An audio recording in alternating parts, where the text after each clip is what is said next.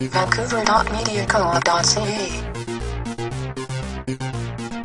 Today, August 1st, is the Continental Day of Action against Canadian mega resource extraction. We are part of actions that are happening all around the continent, protests in front of Canadian embassies in a number of countries in Latin America, activities happening in Montreal and Victoria, in Toronto and other cities.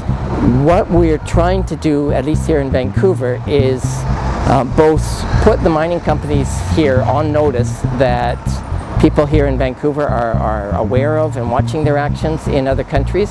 Vancouver is host to the largest number of mining companies in the world, and over the last decade, particularly in Latin America, Vancouver mining companies have expanded so that at least more than half the mining operations in Latin America are Canadian owned, and most of them owned in Vancouver.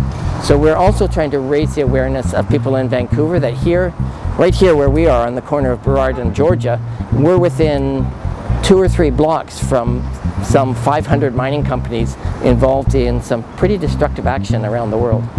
What we have done is accompanied members of communities that have been affected by certain mining companies here in Vancouver to deliver letters to those companies.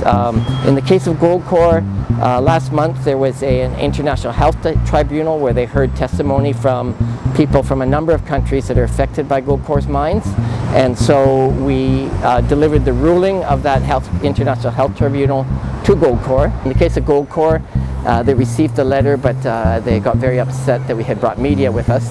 We also visited Barrick Gold, which is about 2 blocks away from Goldcorp's offices, accompanying representatives of the Filipino community regarding the results of, a court case around Barrick for the actions of its predecessor, Placer Dome, that it bought, around serious damage to the environment when they dumped large amounts of tailings into a bay there, as well as from the Chilean community around Barrick's mining of the Pascua Lama Glacier, cutting off the water supply for farmers in the valleys below.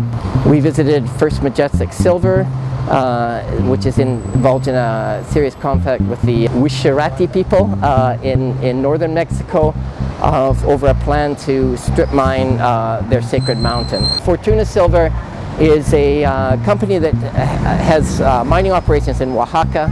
In the last few months, 2 opponents to the mine have been assassinated and 4 have been wounded in ambushes. When we visited Fortuna Silver, they went ballistic, you might say. They got very upset and refused to acknowledge receipt of the letter, called in the security guards, said they'd called the police. After a period of negotiation, we did finally leave that office.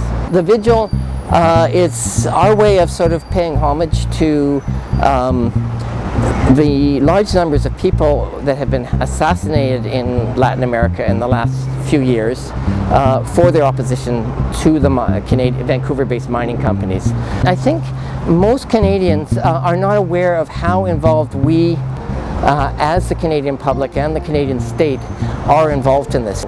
And it has been made possible through the major role of the Canadian state in opening the paths, in moving away roadblocks, environmental protections in these countries, in using international development money to sort of force through these projects, but also in the investments of the Canadian pension plan that we all pay into.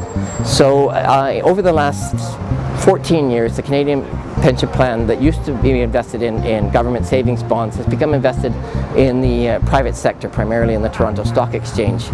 And this has freed up billions and billions of dollars of our pension funds that have gone into companies such as Goldcorp, where we have $285 million invested, Barrick Gold, where I believe it's $300 million, that has given them the capital to expand to these countries.